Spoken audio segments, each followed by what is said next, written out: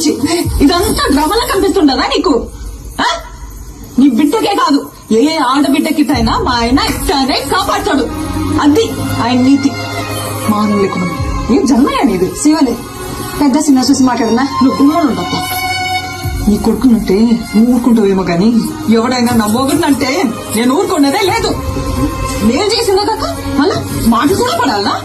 ఇంకా ఎంత సాధిస్తారా? ఇంటి పేరు ఇంటి పేరు అని ఎవరికి కావాలా? ఇంటి పేరు పెళ్ళైనోడికి కావాలా? ఇంటి పేరు మా ఆయన పేరు చెప్పుకుని ఊరు ఊరిగా బతుకుతాంటాయి.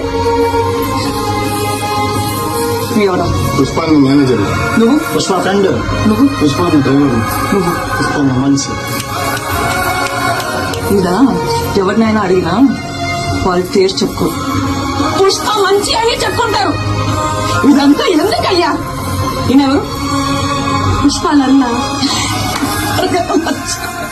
ఇది ఇది నా మొగడంటే. యో, పుష్ప అంటే పేరు కాదు, పుష్ప అంటే బ్రాండ్.